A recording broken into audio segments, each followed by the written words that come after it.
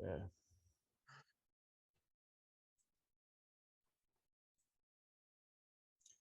Hello, hello. I think we're better off on gallery view. Yeah. Oh, geez, Speaker view, This just you meeting never is know what being it's going to do. recorded. All right. All right, you guys ready? Yep. Hello, my name's Chris Jantzen. I'm here today with 4 other awesome gentlemen I've met. We formed a little group. We're the One Great Work Warriors.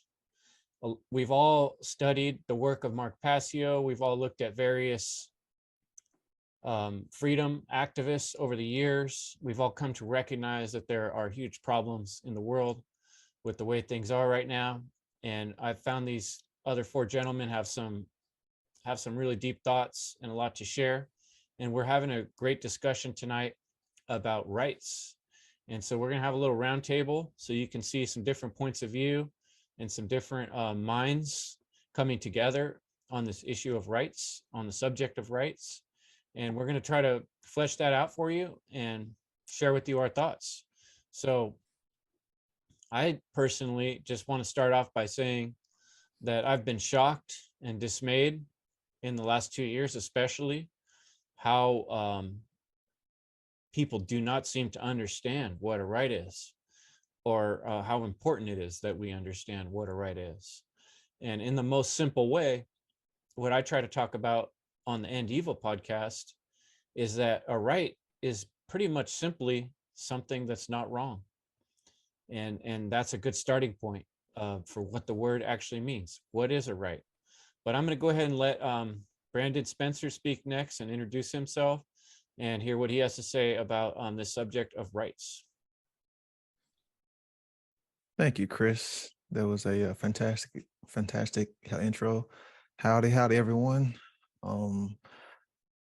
If you're not familiar with who I am, that's totally fine. I'm not anybody who is important. It is the knowledge and what we are discussing that holds the utmost importance. So, what is a right? A right is an action or behavior that is in accordance with law.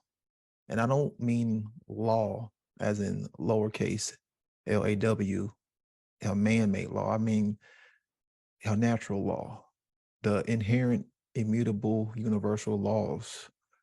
So why is it in accordance with law? Because it does not initiate coercion or violence.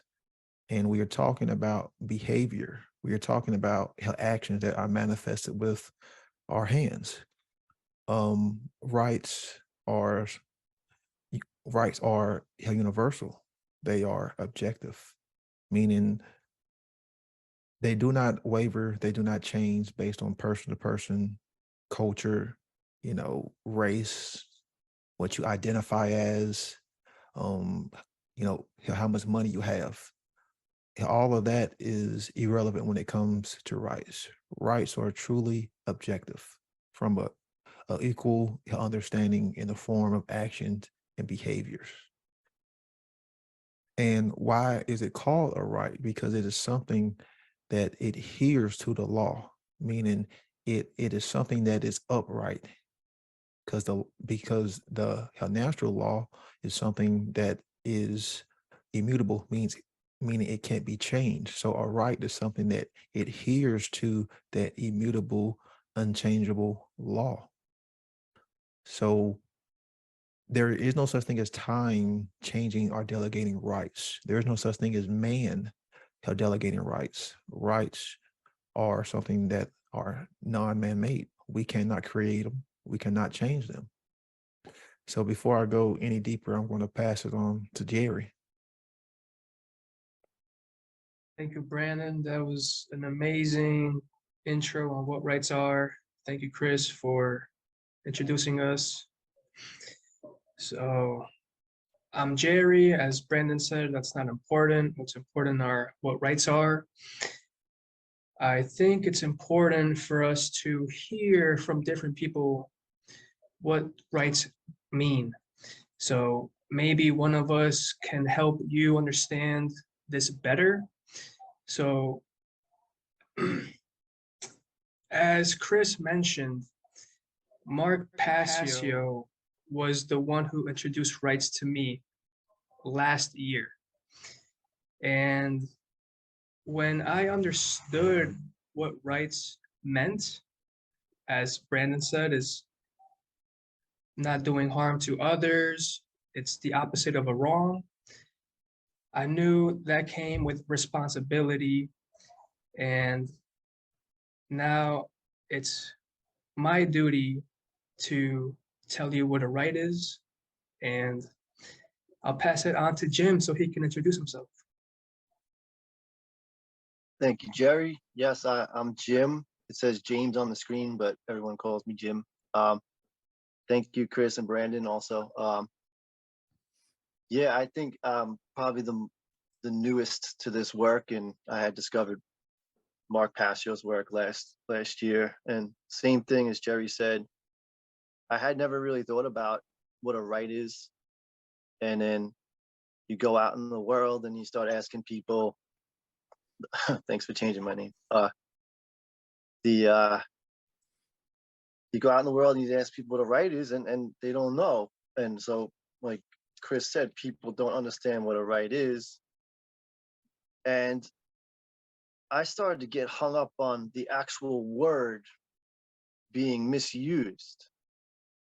And so, like, when you say, like Brandon said, you can't give the rights away to people because they exist universally in nature.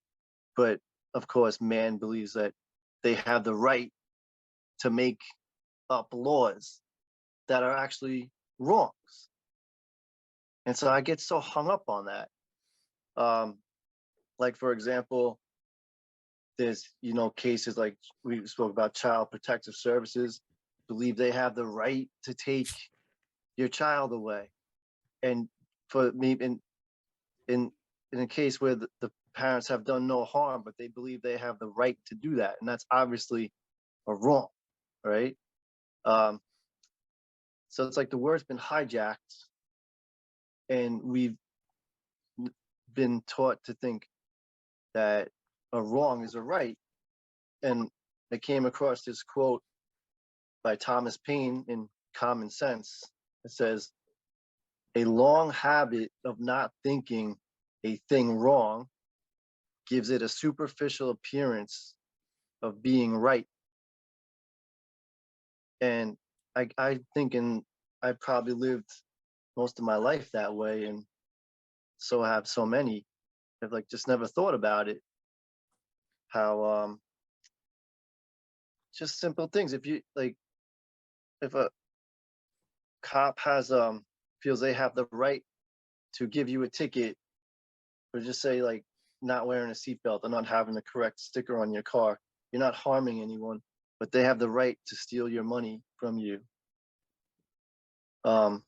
So that's my thing. I'm still working that out. As far as, obviously, when you hear the word right, you think it's the opposite of wrong, or it's correct. It's it's got many definitions, the opposite of left, but we're not going there. But you know what I'm saying? I really get hung up on how the contradiction of how the word is used. So that's where I'm at with that. I'll pass it to Rick. Thanks, Jim, and thank you guys. You guys are all amazing. I that's what I want to say, and you guys are breaking it down great. And definitely, I've been studying Mark Passio's work for a lot of years and learned so much, and what a right is. And I don't think a lot of people think about what a true right is. And over the last few years, I definitely did notice, and I think most people that are listening have noticed that if you know what a real right is, that we are losing them so quickly and so drastically. And that kind of put me out there I like to go and talk to people in person if I can. And I always seem to be asking people if they can tell me what the definition of a right is.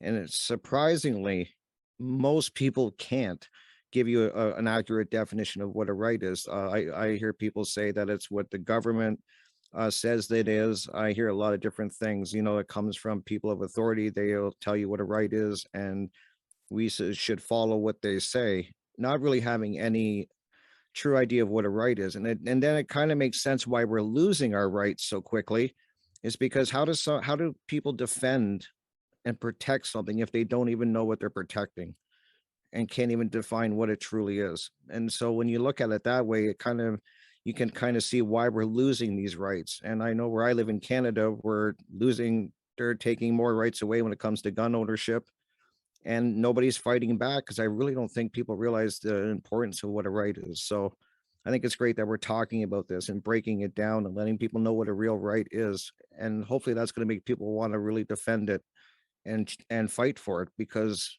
once we lose them, guys, we're not getting them back. They don't give them back once they take it away. It doesn't happen that way. So uh, that's my thoughts on it, Chris. Great, good points, Rick. I appreciate what you were saying there. I always like to try to bring things down to some sort of real, practical things that people can think about. One of the words that comes into my head, when we put one word with another word, it kind of changes the meaning of that word, right? When we were when we were in school, they talked about constitutional rights.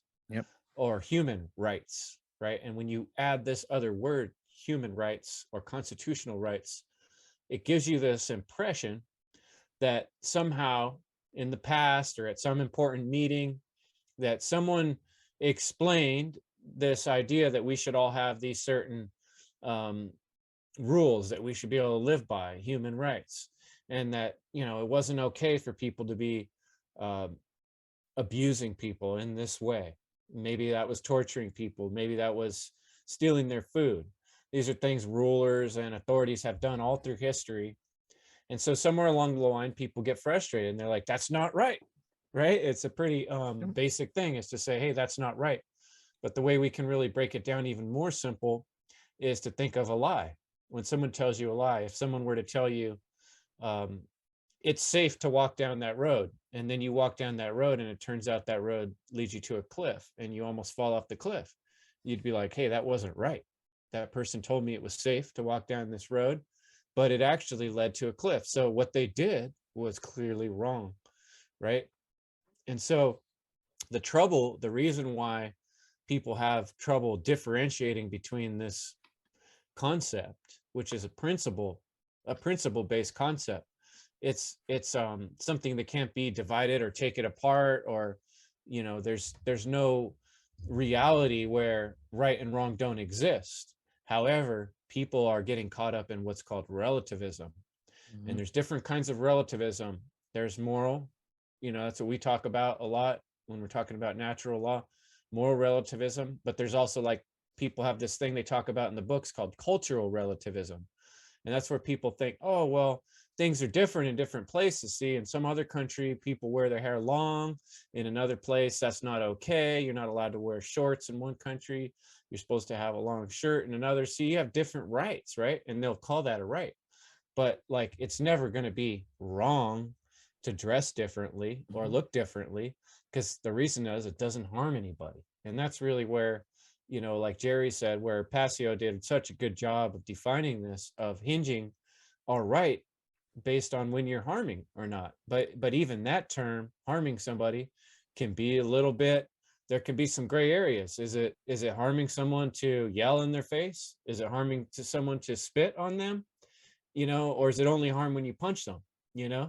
And so people can disagree sometimes about how right or how wrong something is, and that's where it gets a little tricky. So does that spark any thoughts or ideas with you, Brandon? I'll pass it on to you. Yeah, to kind of touch up on what you were saying, another thing they've gotten people to believe in is this notion of civil rights, which there is no such thing as civil rights. There are only rights, because when you look at what the word civil means, it comes from the Latin word civilis, which means relating to society. So in actuality, what they are indoctrinating people to subscribe to is that rights come from society. And that is 100% incorrect. Rights don't come from man or any group of man or no society of man. So this whole notion of civil rights is a form in a way to obfuscate what a real right is. And that's why we see all of these people, oh, you have civil rights, or, have someone fought for your civil rights. We're like, no, that is incorrect, because there's no such thing. That is an illusion. There are only rights that are granted because you exist in existence. And as long as you continue to exist in existence, then you will have those same rights. And then to kind of touch upon the second part of what you were saying, which I just kind of had a brain fart here, but a lot of people, and to kind of touch up on what Jim was saying, a lot of people have bought into the whole wrongs being rights, and they can't distinguish between the two, because they're stuck in that form of cognitive dissonance. And it's mind control, which continues to hold these false beliefs up in their minds. So then, therefore, they haven't really, taken in most of this information. They haven't really heard what a real right is, and they've never really even challenged what they think is true in what they have been indoctrinated to believe. And that's why we continue to see majority of the people, deep throat in the state, asking for, more state to protect their rights, when in the objective reality, the state is not protecting your rights. It's only trampling over those rights and Right. getting you to believe that they have that authority. And you see, it all comes down to the belief in authority, because when you start talking about civil rights and all of that false indoctrination, at the heart of it, at the core of it, is not only just moral relativism, but the idea of, that someone else has the authority over you.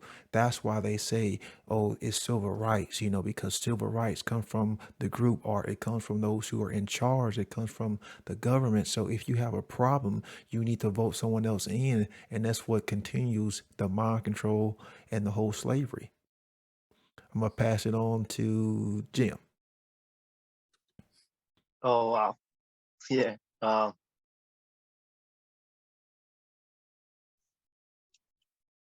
Um, I'm gonna pass it. I don't really have anything right now.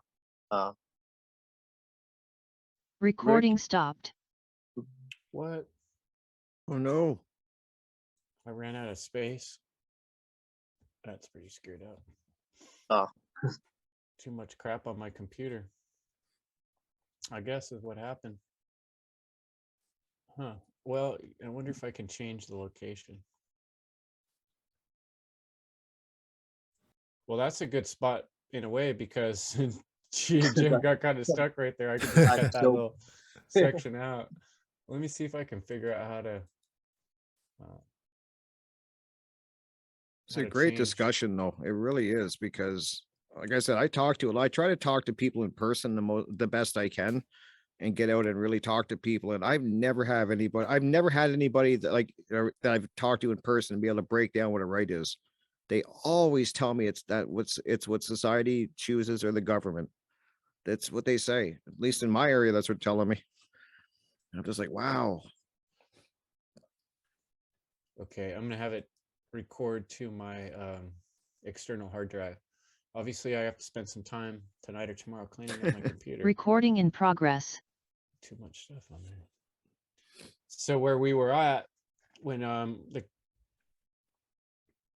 we were just talking about rights, we were going over some of the details about some of the misconceptions about rights, and Yep. we were about to hand it off to Rick. What were you going to say next, Rick?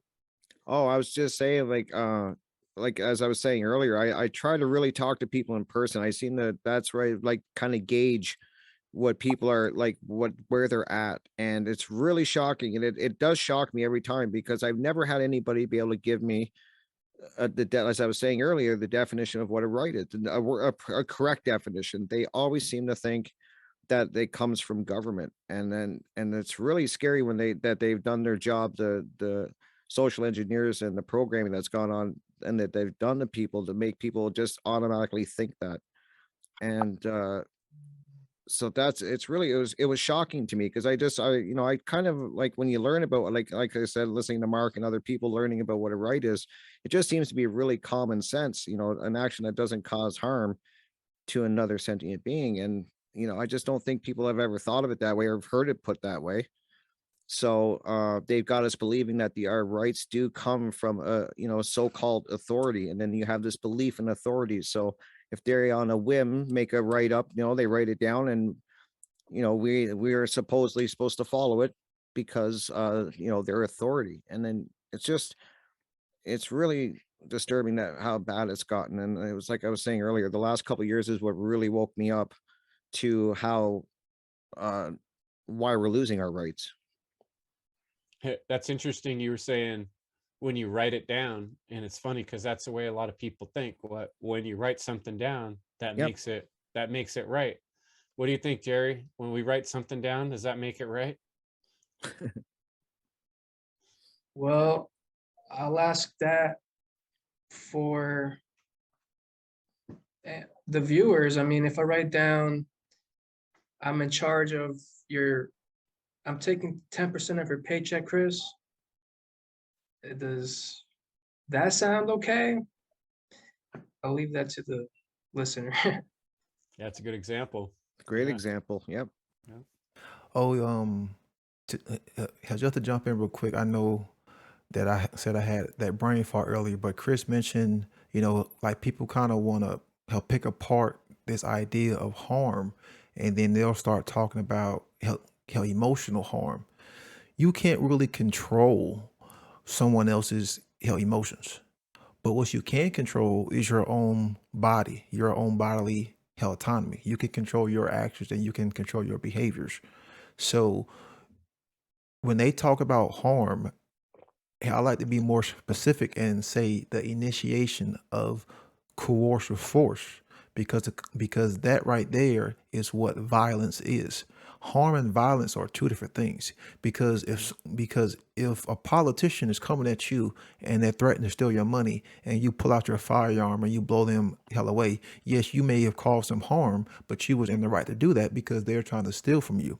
But if someone like a politician is trying to break in your door to steal something from you, and you do the same thing, once again, that's the right, but they are in the wrong because they are the one who are initiating that violence. They are the ones who were taking their hands and actually physically manifesting wrongdoing by the way of coercive force. So they are initiating coercive force.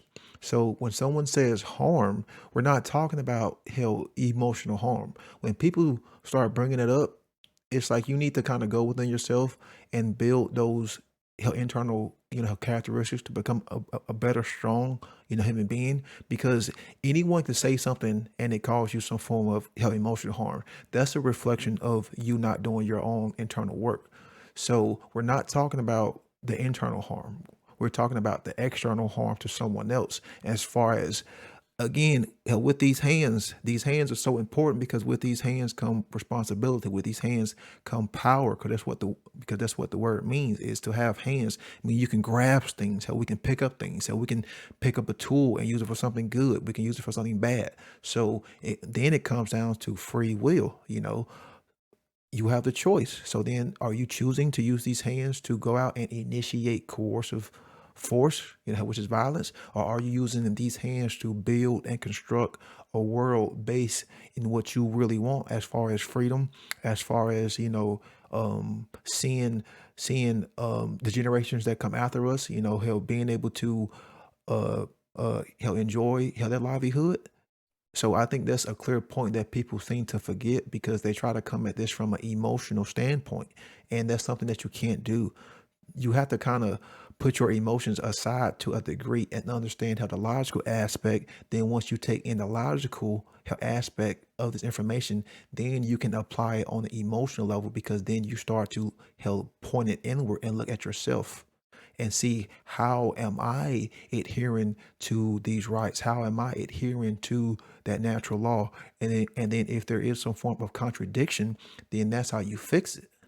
You can't start off with the emotional plane first, because it's not going to work, and you're not going to understand what a right is. And that's why people have such a hard time, because if you come at it from that emotional level first, you're going to revert back to your programming.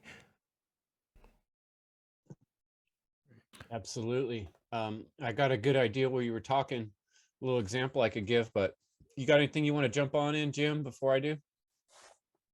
Yeah, I like your point about writing it down on a piece of paper. You know, I've heard Lark and Rose speak about that a lot. How like the government, like just because they wrote it down on a piece of paper means they're allowed to take your money. Or I think of this case of this movie documentary I'd watched recently called Farmageddon, and the FDA raided this family's house who was selling raw milk.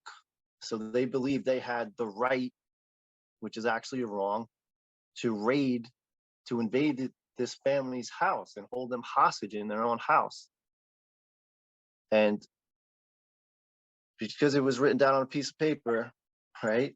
Like we believe we like, and it's another thing, like, did we delegate that right to that they can do that? Like, I hear like Lark and Rose bring that up a lot. Like, how can you give a right to someone that you're not, that you don't have, right? Like we don't have the right to harm anyone, to raid their house and hold them hostage at gunpoint.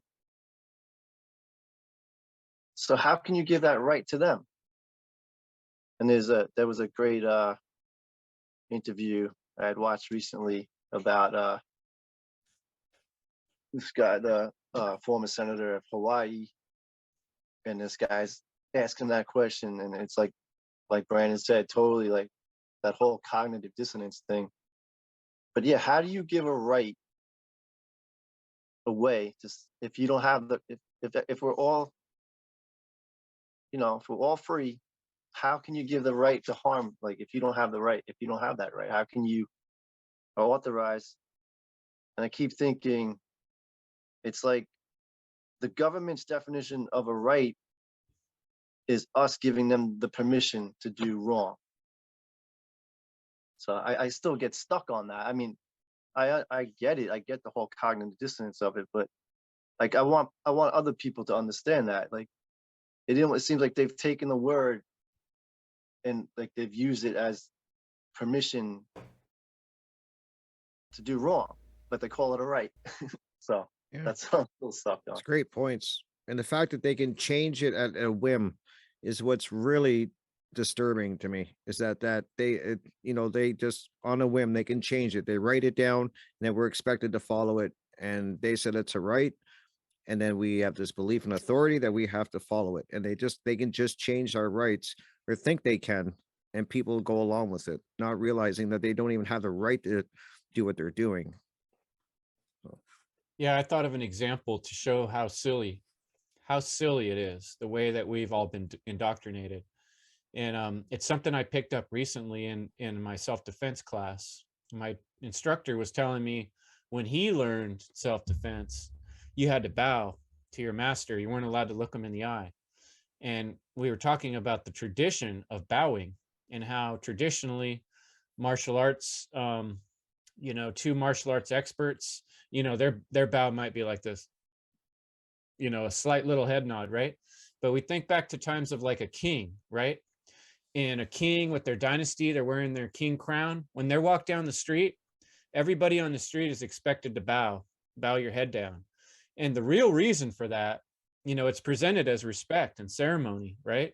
But the real reason for it is because when your head's bowed to the ground, that you're vulnerable. You know, if someone wanted to, for instance, kill you, it'd be really easy. They could strike you with a sword while your head's down.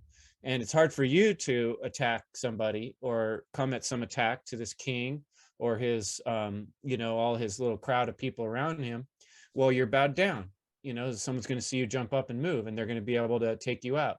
So back in those days, it was super like right out in front. Like they're basically creating a ceremony and a procedure to where everybody submits their right to defend themselves. And they're used to doing it because that's the way we do it. Whenever the king comes and the guy blows the trumpet and the guy yells, we all submit our right to self-defense, which is inherent in having a body. If something's flying at you, you automatically want to block. You know, if something tries to hit your head, you you put your hands up and you move your head. That's totally natural, 100% natural born right. What would convince people to give that right up and to just bow their head down when somebody's walking by with a sword? That's the last thing you want to do, is give them an easy shot at your neck. And so, that's like old fashioned stuff with kings, right? But really, things haven't changed a bit. It's just a lot more manipulative, but it's the same exact thing. Now, instead of carrying the sword, they're carrying the pen, or the digital pen. Exactly. Right. And it's Yep. everybody doing the ceremony of submitting their natural born right to defend themselves in order to let the king go by with his crown. And now that's a president or a politician or a police officer or somebody who claims to have the crown of authority. So, Yep. why do people keep believing that? Because they're afraid. And I think that's the thing I would like to ask you guys next, because I think it's really about a fear. And anybody who disagreed with what we were saying, they'd be like, well, how the hell are you going to keep things in line? If we didn't have rules and we didn't have constitutional rights, then we would all get walked all over, and evil people would just do whatever they wanted to us, and we wouldn't have any cops to defend us. So how do you deal with that devil's advocate argument? Well, first off, I try not to throw up, because when I hear that, it literally just makes me want to throw up, because I'm like, don't we have that hell now? I mean, like, hell, don't we already Right. have hell psychopaths who are already trying to rule us, who are trying to murder us, who are trying to enslave us, who are trying to throw us in prison, who are stealing from us, who are enslaving our kids, who and are controlling all aspects hell of our life. So it's like hell, when I hear that and I start to point out these universal truths to them, then you can kind of see those wheels start to spin in their own mind, because they've never really thought about it. And the reason why I say this is you can take 1,000 people and tell them everything that we are saying now, and I guarantee you all of them are going to regurgitate that same negative programming in that response. So that's how you know it's not really them that's saying that. That response has been implanted by the social engineers, by the ones who are in charge, the one who are in authority. Because how can you have so many individuals who regurgitate that same have response? And I've heard it over and over and over, hell again. So my question toward them is, hey, can people learn to work together to get things done? And of course the answer is always like yes. So then why do we need someone else here, hell, with a whip beating us over, hell, our backs and telling us what to do? You just said that, how people can, come together, work and harmonize to get things done. Do we need someone held in control in order, how to do that? Do we need someone telling us to build the roads, sitting there with a gun, telling us, hey, you need to pave that cement? No, we don't. It comes down to our cooperation, our willingness to work with other people. How open are we, to build a team, to work together, to learn, to communicate. Those are all skills that people seem to have forgotten, because there was a point in time when human beings did get shit done, and we didn't really have these authorities there telling us what to do. And it was more empowering. It gave you more of a sense of purpose. It gave you more of a sense of self. It gave you a better sense of belonging. But now, because there's that slave master that's always, cracking the whip, putting people in fear, people can't really see it because they're just stuck in fear. So they can't get the logical processes going. They can't use that discernment. And one last thing that Jam had said is, he said that the government claims to get the rights from the people. In actuality, what that does is it creates an infinite loop of slavery, because the people will always be there. So the government will always be there as long as it claims to get the rights from people. So it's like that slavery wheel that will just continue, that wheel of samsara, that wheel of suffering. And that's how, hell, it gets away with all of its crimes, hell, against humanity, because it's saying, well, hell, y'all voted for us. Y'all are letting us do it. Hell, y'all haven't done anything. It's like the whole psychopath, if you don't say no, then you're silently saying yes. And that's what, have people have really done is because they haven't stood up to take out this, how this bully, then how the governments are, the ones in charge, like, well, how y'all aren't doing anything, how y'all aren't saying anything, how y'all aren't standing up. So, hell, that gives us that right. Because that's how the psychopath mindset works. And can I just add on to something that you're saying, Brandon? The evil part of what you're, and building on what you're saying, is that the governments have convinced the people that they may have to take and squash some of your rights and strip you of them to keep you safe. And I think that is just such an evil thing that they've convinced people, because I've had people say that, like, well, and especially with here in Canada and the gun thing and stuff I was mentioning earlier, and a lot of people are saying, well, I understand that they're taking some of your rights away, but they're doing it in this lie of safety, in this mask of keeping you safe.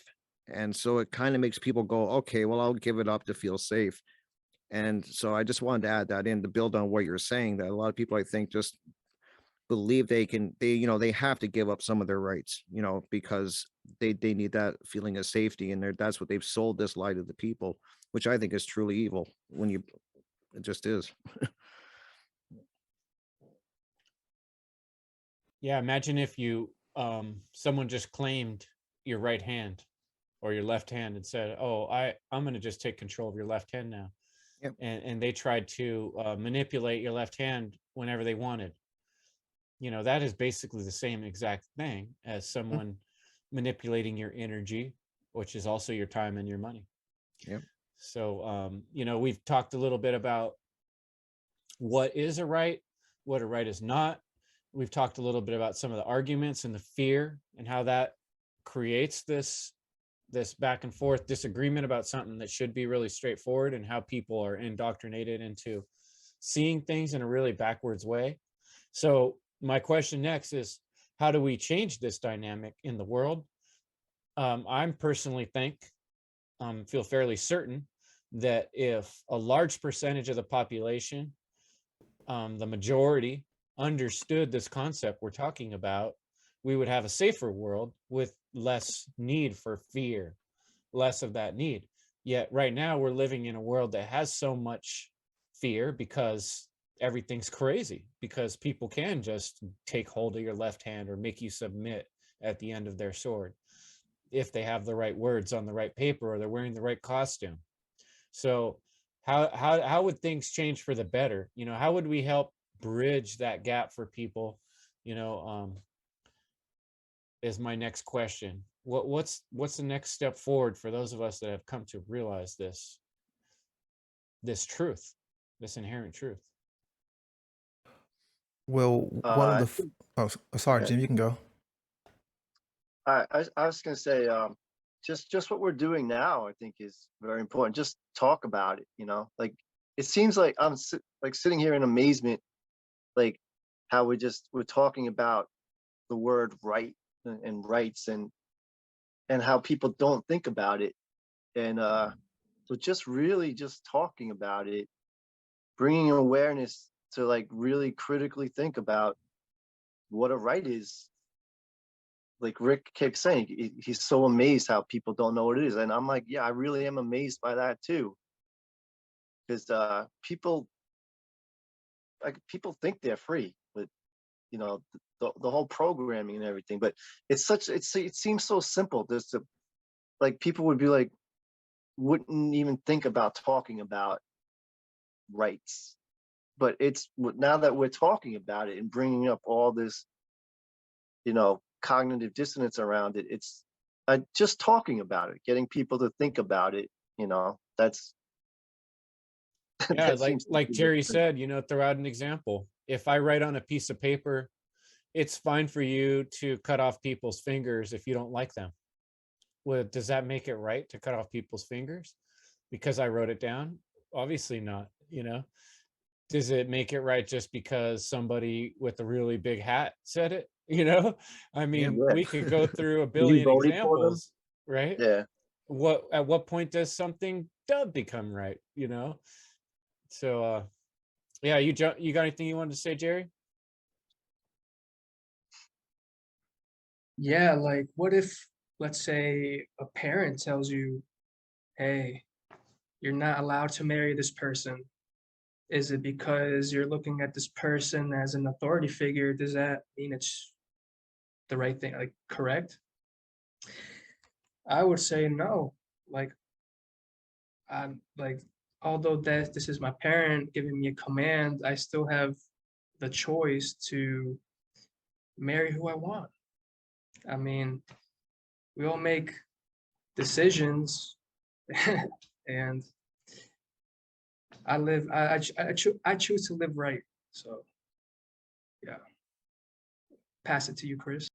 Yeah, I think where it gets confusing right there is some people might be like, oh, well, something that's right for me might not be right for you, and that's kind of where the confusing thing comes in. Like, and there is some truth to that, like how, we don't all, we're all different. We all have different needs and wants, and every situation's a little different. Anything that we could think of and say, oh, that's a harmful behavior, like I said, there's like some gray areas where it's not always so simple who was right and who was wrong in every situation. Sometimes we'd have to really get down and get the people involved in the situation and get all the facts before we could really find out if what happened was right or wrong. But ultimately, who decides? That's where it gets tricky. Who ultimately decides what's right or wrong? you know I think that's where people get lost, because it seems like a big responsibility. It's kind of scary, like, especially if you're thinking about, how do I make decisions on what's right or wrong for large groups of people, which is kind of a silly idea to begin with, but that's what people think is normal. So what's wrong with that thinking?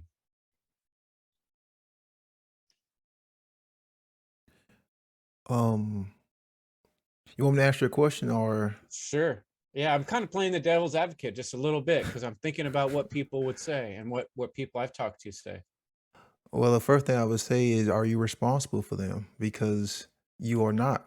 That individual is responsible for uh, their own actions and their own behaviors.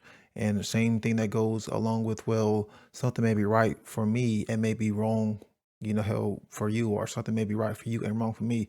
We're not talking about subjective taste. We're not talking about subjective forms of interpretation. You know, like favorite color, or you may have a bad reaction towards something, and like we're not talking about that. We're talking about actions and behaviors with you and another being. So I think if you just came from that means and that principle, that that understanding, it'll get all of the subjective interpretation as far as, something may be right for you, like how all that would be thrown out of the door. We have to understand we're talking about actions and behaviors with yourself and someone else. And hell, like, if you boil it down to just two people, you and someone else, then that will bring more clarity, because then you have to get rid of all of the other forms of programming. Just two individuals. Does one individual have a right to steal from someone else? Does that other individual have a right to steal from the other, help from the other individual? Then that will bring more clarity. And to talk about bridging the gap, I know I'm going to say something that people really don't like hearing, man. Is we have to, in order to bridge that gap, we have to bridge that gap with ourselves first, because you're talking about going and talking to people who are ignorant, who are in a collective mindset, and who don't care. You need to have that internal armor. You need to have that courage. You need to have that willpower, because it is going to be hard. It's not going to be easy. So you need to go within yourself to make sure that you yourself are not just talking about it, that you are actually, practicing what you preach and actually adhering to that, and make sure that you are not in a form of internal contradictory.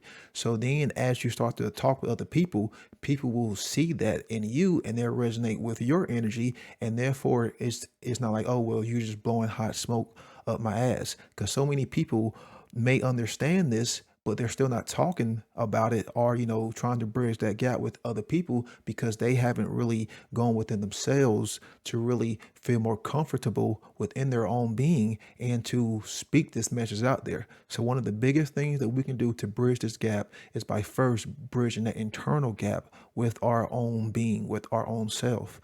Then therefore, once we start to build these tools, that armor, then as far as bridging that external gap will be much easier because it is going to be a task. It's not just going to happen overnight. You know, you may get into some arguments. You know, hell, you may get some people who may hell dislike you. You may lose friends. You may lose family members. It's going to take a lot of willpower. It's going to take a lot of courage. It's going to take a lot of sacrifice. It's going to take a lot of dedication, and you have to have that rigorous energy to keep coming back and coming back and coming back, and also have that compassion, you know, to forgive others, because there may be some people that, you know, that are a little bit more hard-headed, so it may take them a little bit more time. You still have to be willing to be compassionate with them, to still offer that hand in gratitude. So yeah, bridging that gap, you have to bridge that internal gap first, because a lot of people think that they're just going to go out there and start talking to people about natural law and hell about rights. Well, hell, when you've done that for a few months or a year, you see how burnt out you're going to feel. And are you just going to, you know, quit? Hell, are you just going to stop? Yeah, it's sure not easy. What do you got, Rick? You want to say something on that?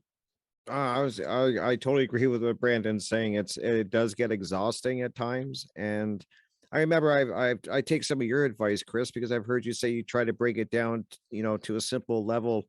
To because I kind of went when I started talking to people, I kind of like just went right at them, and I kind of like just wanted to hit them with so much information at once, and I learned very quickly that that's a great way to get somebody to ignore you and shut you right down. So, and I remember you saying like you try to like kind of relate something with them and kind of break it down that way. So I do that a lot when I talk about rights. Like, do I have the right to take half your paycheck? Can I just come and take half your paycheck every when you get paid? Do I have the right to go up and just, you know, punch you in the face or shoot you or whatever? Do I have the right to just take something of yours? And you know, if people are being honest, they're like, no, you don't have the right to do that. And I kind of relate, well, that's what the governments are doing.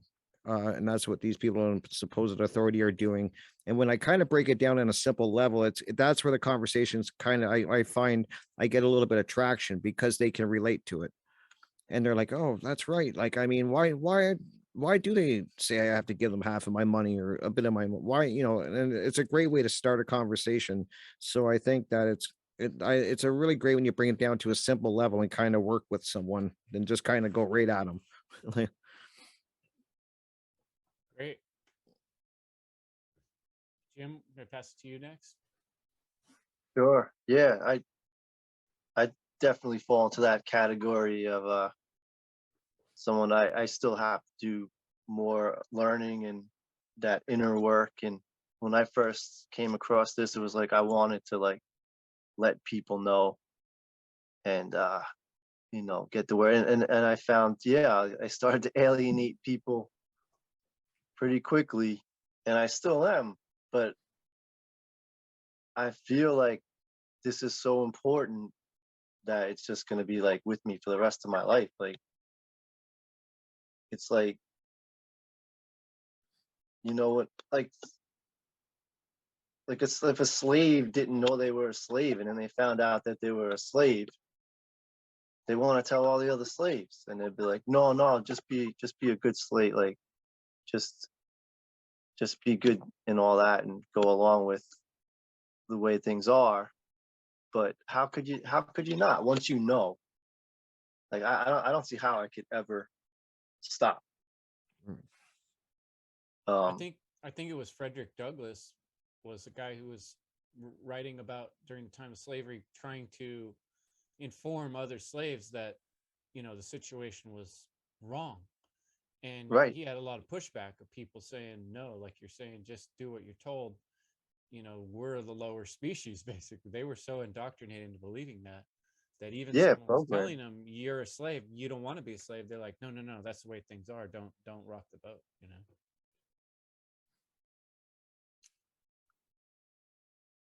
Sorry, I didn't mean to Um, interrupt you. Were you done? no, that's cool. The yeah, that's just it. Yeah, it's just there's a lot of people don't want to hear it. I guess I'm finding that, But yeah, I'll pass it to Jerry. Thanks, Jim. I think what you said was fantastic. And this is a great way to practice just what I know a right is. Like, Jim, you said you have to like still work, like you're still a work in progress. I think that as long as we kind of comprehend what a, like, as long as we know what a right is, it's very basic. I'm able to communicate it to you. So I am glad to do so.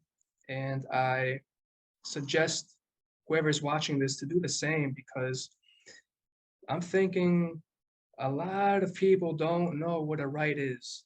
And that's why we're doing this. So it's very basic, but also it's there's a lot to it. So I can pass it to Chris. Yeah, I think what you're saying, we have to get past this like kindergarten level on this thing, because the truth is the world we live in doesn't accept what is true or what is reality. For instance, let me give an example. If I'm driving down the road and the police have a blockade set up and they tell me you can't come through here, you don't have a right to come through here, and I say absolutely I do. Well, they have a lot more power than I do. They have a lot more weapons. They have better communications within their network of their gang and their evildoers, and they literally can stop me. They literally can pull me out of my car and do what they want to me, right up to the point where I don't let them. And so, in the physical world, most of us aren't prepared to actually protect our rights or those around us. And many of us don't have the facilities. But I do think it's important to start working in that direction. It starts with the fundamental principles of understanding what is right and what is wrong. And then from there, we start to build our responsibility. Our ability to be able to respond to situations has to be a lot more than it is now. Because the way things are right now, so many people are convinced of a whole false paradigm that they're going to back that up in mass. And when you have hundreds of people, or even 20 or even 10 telling you can't do something, well, it's pretty damn hard to do it. They can stop you. And so from their point of view, this false world of calling wrongs rights is real, because they see it being enacted in that way in the real world. And so we're trying to convince people of an idea, a philosophy, a fundamental principle, so they can understand how to better treat each other in the world. But it's a long way from where we're at to what we're describing, because there's so many things that are backwards and twisted and crooked. So the only way we could start in ourselves. And so I would say, personally, on a real day-to-day basis, I think it's important to learn how to defend yourself. I think it's important to learn about weapons. It's important to learn a little bit about the law that exists now and how to defend yourself in different situations. That being said, I don't think that's an effective way to change things. I don't think, just because, for instance, if I get pulled over by a police officer, I'm not going to fully be able to defend my rights in this world I live in, unless I want to completely giving up a truth speaker and someone who teaches natural law. I'm not 100% ready to in the physical world deal with this yet. To an extent, some people are at different levels on that, but it's tricky. And that's why it's tricky, and that's why it's hard for people to understand the difference, because we live in a world that's totally backwards, and everybody is protecting that backwards point of view. So I agree what Jerry says. The most effective thing is to start on this kindergarten level and start trying to bring this conversation forward, trying to ask people these questions. And hopefully we get enough people to start to realize how backwards the world we're living in is, and to awaken to the reality, which is that you can't control other people, and your limits to what you can do, like Brandon said, end right at this, your skin. Basically, anything beyond that is outside of the realm of your right. And if you think you can make decisions for other people or other groups of people, it's not going to work out well. over time. So that's kind of where I'll end it, and I'll pass it to Brandon, and then maybe everyone wants to say some like kind of closing statements about what we do going forward.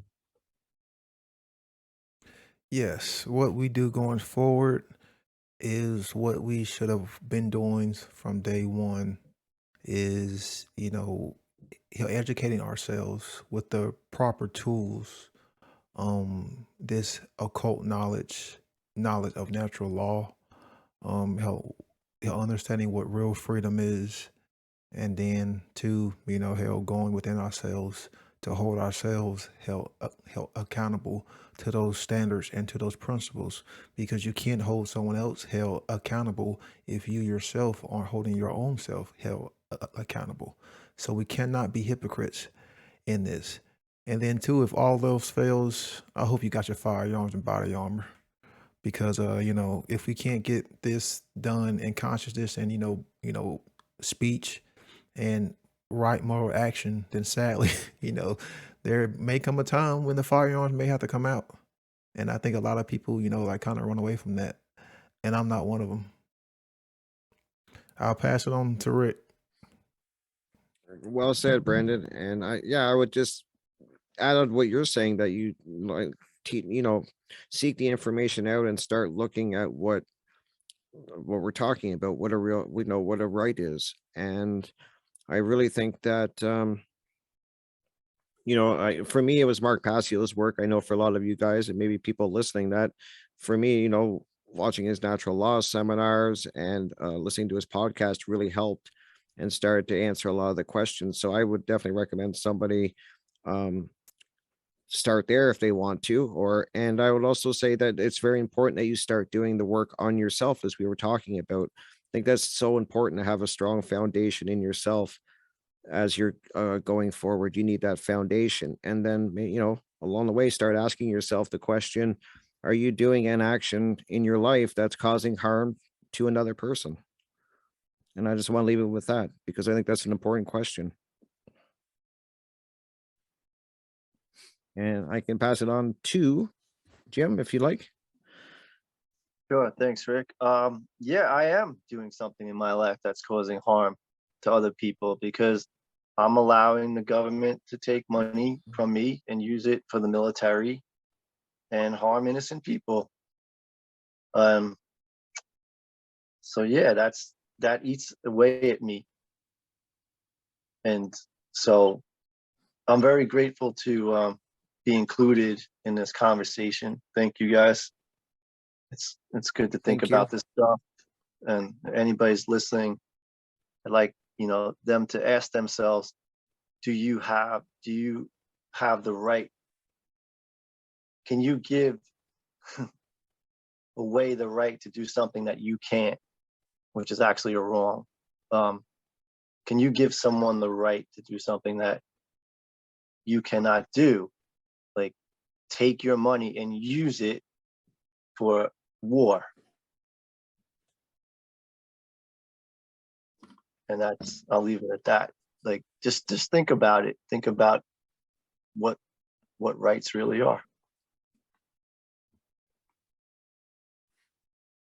Gary, you got any last thoughts? Yeah, I don't want you, the listener, to be overwhelmed with all this knowledge, this greatness that everyone here spoke. So I want to thank you for watching. Thank you for everyone here for bringing me in as well. Super grateful. And yes, I hope that you got something out of this. So hopefully you ask questions and don't conform. Right on. Yeah, it's not time to submit, especially in these times. So yeah, I want to thank you all for coming and having this conversation with me. Great roundtable discussion. Truly all warriors of truth and people working on the one great work, which is working towards the freedom of all people. And that's not going to happen if we don't make an effort and use the power of our words. And that is the best weapon that is in existence, is the power of our word.